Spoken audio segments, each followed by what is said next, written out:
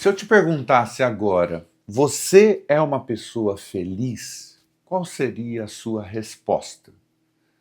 Provavelmente essa resposta imediata, ela tende a não ser a mais precisa possível. Porque normalmente a gente associa felicidade ao momento que a gente está vivendo, à circunstância vigente. Então, se a gente está vivendo um bom momento, em que você pagou todas as contas deste mês, fez uma viagem legal, recebeu uma surpresa positiva, a gente normalmente associa isso a uma vida boa e a uma vida feliz. E aí a gente diz, olha, eu sou muito feliz. Mas se você estiver num momento de endividamento, ou com a sua saúde física prejudicada, ou você acabou brigando com a esposa, ou a filha não está indo bem nos estudos, ou você recebeu uma ligação de alguém informando que o seu melhor amigo está no hospital, qualquer circunstância dessa natureza já faria a gente se sentir mal de dizer eu sou uma pessoa feliz. Repito, porque a gente atrela felicidade à circunstância. O objetivo desse vídeo, e eu quero que você fique comigo até o final, é justamente aprender a olhar para além das circunstâncias. É a gente passar por essa camada circunstancial e entendermos as nuances daquilo que a gente pode chamar de felicidade. Porque no final das contas é isso que a gente está buscando na vida. No final das contas, a gente escolhe o emprego que a gente escolhe buscando a felicidade. A gente escolhe a pessoa com quem a gente vai se relacionar buscando a felicidade.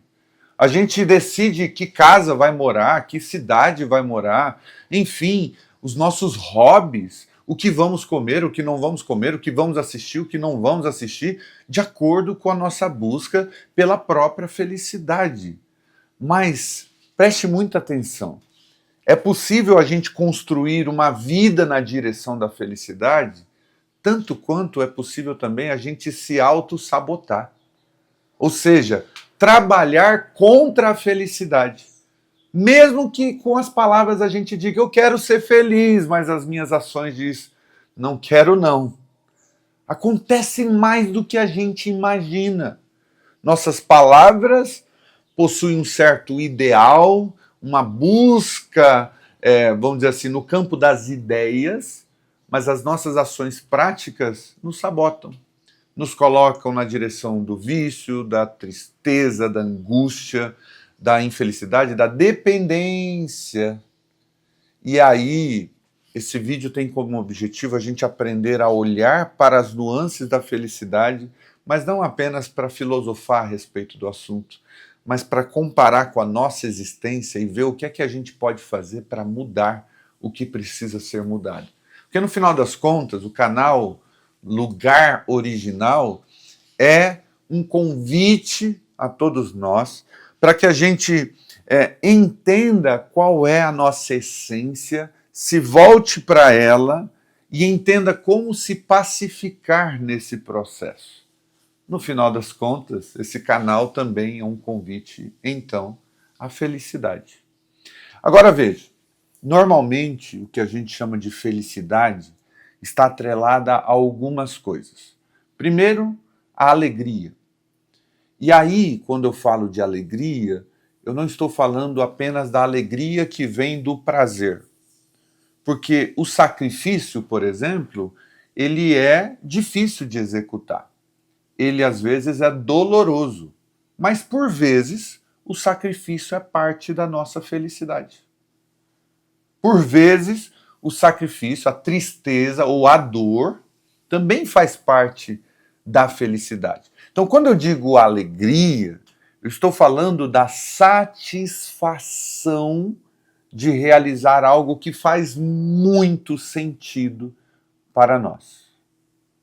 Por exemplo, uma pessoa que decide doar uma parte de si, um rim, por exemplo, para uma outra pessoa que a pessoa ama muito e ela vai passar algumas dificuldades, mas de repente ela vê nessa ação tanta felicidade, tanta satisfação, tanta alegria visceral, que mesmo que ela tenha gemidos de dor, que ela tenha uma adaptação e uma readaptação à vida bastante longa, existe por trás dessa dor uma satisfação de saber que salvou a vida de uma determinada pessoa. Entende? Então eu quero que você pense em alegria não como um estado de prazer constante. Alegria no sentido de satisfação, de realizar aquilo que faz sentido. Outra coisa que tem a ver com a felicidade é a questão da paz. E eu falo bastante sobre paz aqui no canal. Se você não assistiu outros vídeos, maratone, tem muitos vídeos aqui que vão exatamente para essa direção. Porque a paz é quando aquilo que eu executo com a minha vida traz tranquilidade existencial. É quando eu sou tomado de uma convicção tal que a minha vida vença o desespero, a ansiedade, as preocupações. É quando o meu modo de viver me conduz a um eixo consciente. Onde eu vou conversar com as pessoas, eu estou presente, eu olho nos olhos, eu vou deitar minha cabeça no travesseiro, eu deito tranquilo. É um tipo de vida em que você não fica em crise porque você está envelhecendo, você sabe que a morte faz parte do processo. Esse é um estado de pacificação. É um estado de pacificação que tem a ver com não estar fugindo de realidades que você precisa encarar. Então você não tem medo de encarar a vida, de encarar os próprios traumas, de encarar as pessoas, porque você é um ser humano pacificado. O que quer que possam dizer a seu respeito para o lado de fora, não te tira o sono, não te tira o ânimo, não te angustiam. A paz é esse estado em que você, não é que você seja intocado ou intocável. Você pode sofrer, você pode enfrentar dificuldades terríveis, mas essas coisas não são capazes de te tirar dessa serenidade, não te tiram do seu eixo. A pessoa pode te magoar até. Você pode dizer, puxa, confiei na pessoa errada. E pode se sentir mal por ter recebido muitos prejuízos. No entanto, isso não faz de você uma pessoa angustiada existencialmente falando. Você sabe o seu caminho, você sabe que aquela traição representou o caráter da pessoa e não o seu caráter. Então, portanto, você sofre o processo, você é humano, você lida com aquilo com toda a sua humanidade, mas, essencialmente, você não perde o sono por causa daquilo. Porque você sabe também que a vida é um processo de aprendizado. É um processo de errar, acertar. Errar, aprender com o que se errou e se levantar e continuar a viver. Então veja, felicidade tem a ver então com essa alegria / satisfação, tem a ver também com essa paz e tem a ver também com o benefício ofertado ao mundo, à vida. E aí entra um ponto bem interessante, porque psicopatas, por exemplo, poderiam dizer, olha, eu tenho satisfação em matar. Talvez pela falta de capacidade de sentir remorso ou de sentir empatia, o próprio psicopata possa dizer, eu tenho paz com essa minha decisão. Eu não estou em estado de angústia. Mas o que o assassinato que esse psicopata oferece, ele realiza no sentido de promover o bem social ou contribuir positivamente para a natureza, para a vida, para a humanidade ou para o mundo. Então, nesse terceiro item, essa felicidade vai para o ralo, porque não é felicidade. Uma felicidade que apenas me dê tudo e não dê nada de volta ao mundo não é felicidade. Isso é egoísmo, isso é hedonismo. Um tipo de felicidade que me coloca numa posição de ditador, em que eu tenho muitos súditos, muita gente escrava me servindo, não é felicidade. Ainda que eu esteja, entre aspas, em paz.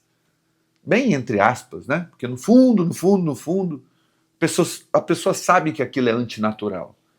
Mas ainda que, socialmente falando, ela esteja em paz com a decisão dela, quando ela não realiza esse bem para o outro e apenas para si mesmo, essa felicidade não pode ser legitimada. Uma postura como de um Hitler, por exemplo, não pode ser legitimada. Porque no final das contas, felicidade é essa satisfação / alegria, essa paz de espírito, de uma convicção tão profunda de que você está no caminho certo. E também tem a ver com essa devolutiva ao mundo, à vida, à natureza, das coisas boas que você pode ofertar como inspiração, como contribuição. Veja, saímos da ideia de felicidade como circunstância e agora entramos nessa primeira camada em que a felicidade tem pelo menos 3 pilares nesse primeiro momento. E a grande pergunta que a gente precisa fazer para nós mesmos nesse momento é: aquilo que me dá satisfação, aquilo que me traz alegria, isso tem o poder de gerar uma alegria de médio e longo prazo? Isso tem a ver com algo perene, com algo eterno, ou com algo duradouro, se a gente não quiser pensar nas categorias de eternidade?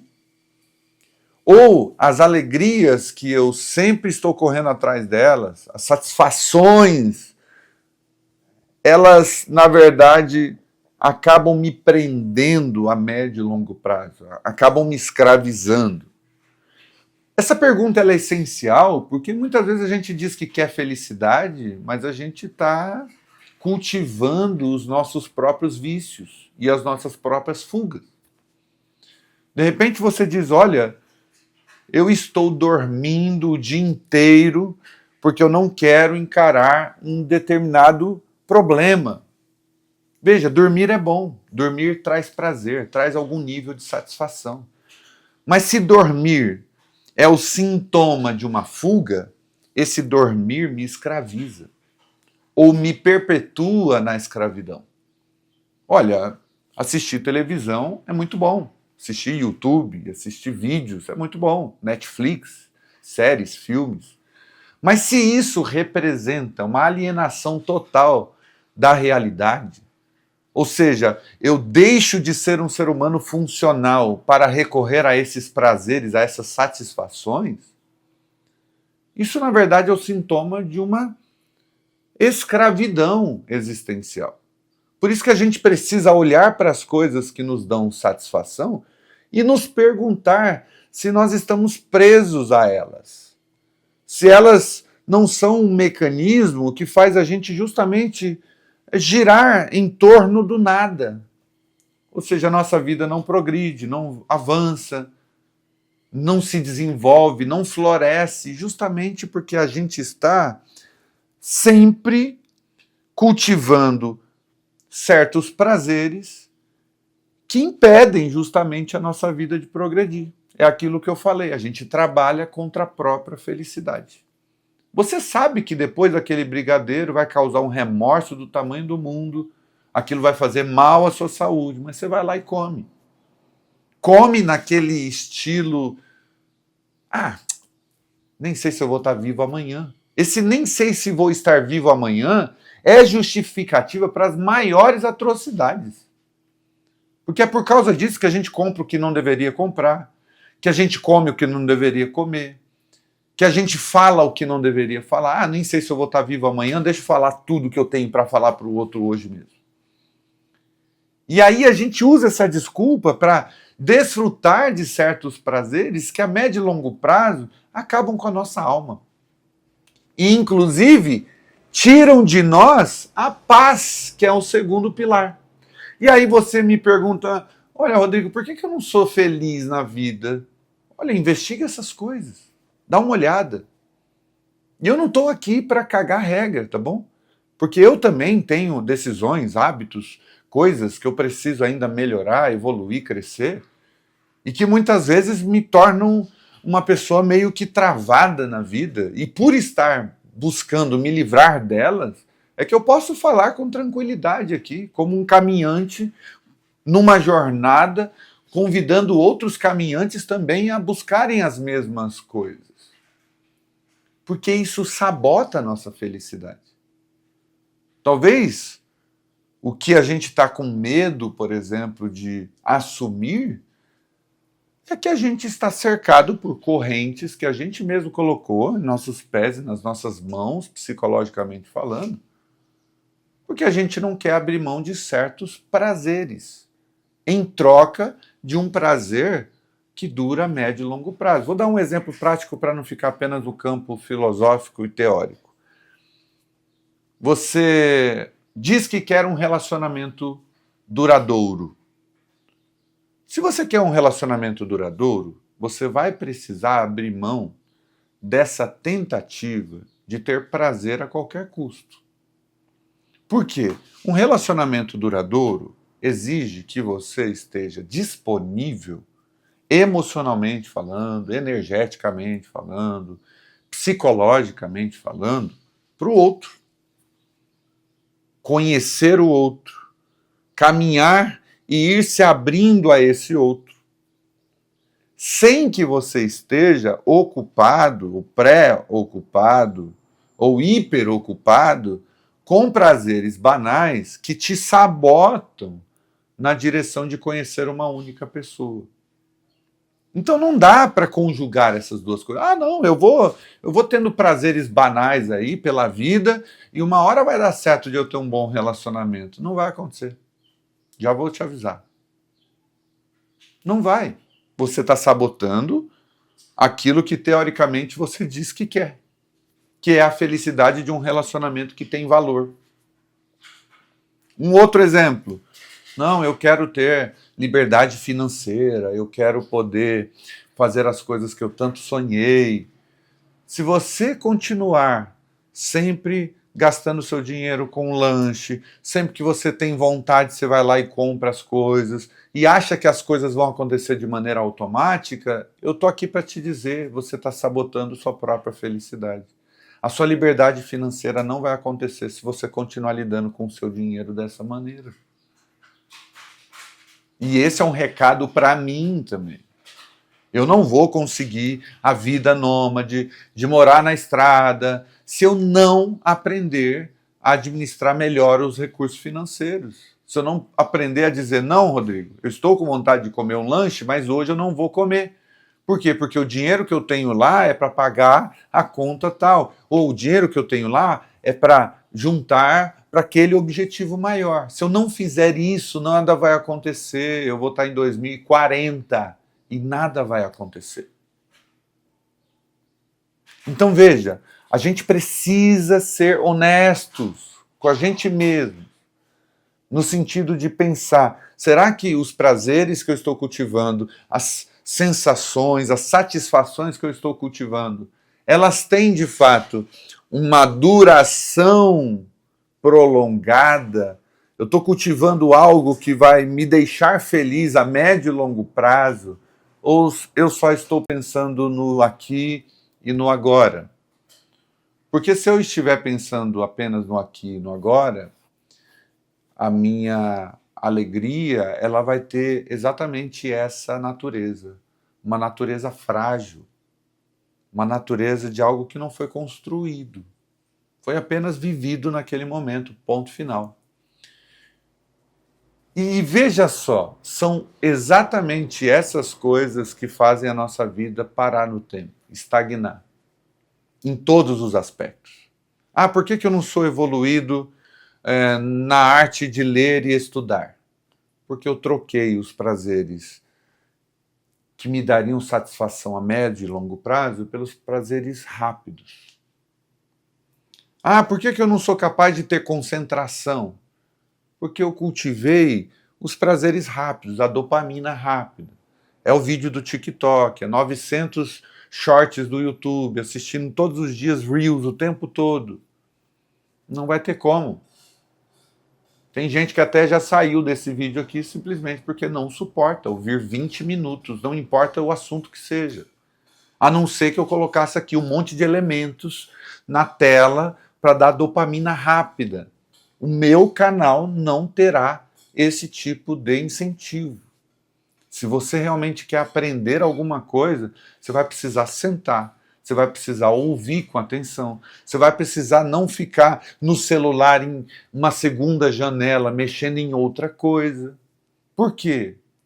Porque a médio e longo prazo a gente só consegue desenvolver habilidades de verdade quando a gente tem paciência, foco, quando a gente troca o prazer temporário pelo prazer que é mais perene, entende?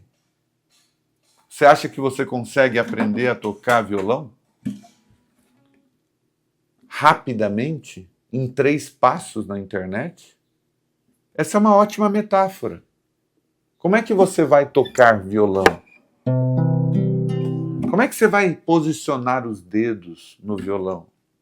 Você vai precisar aprender passo a passo o que significa cada uma das notas, por que elas tocadas juntas formam uma harmonia bonita, gostosa, um som aprazível. Por quê? E não só por quê, como combinar isso com o segundo acorde, com o terceiro acorde? Você quer tocar a Sinfonia de Beethoven hoje? Você vai se frustrar. Porque o que é de médio e longo prazo, isso vai se misturando com a sua natureza. O que é de curto prazo, normalmente, dissolve a nossa natureza. Eu vou repetir. Normalmente, os prazeres, as satisfações que são de médio e longo prazo formam o nosso caráter, se mistura com a nossa natureza e se transforma em identidade. Mas aquilo que tem um caráter raso e temporário e banal tem muito mais o poder de dissolver a nossa identidade do que criar algo positivo nela. É como se fosse apenas um desperdício de tempo. Elas não permanecem em nós. Elas não têm poder de enraizar em nós.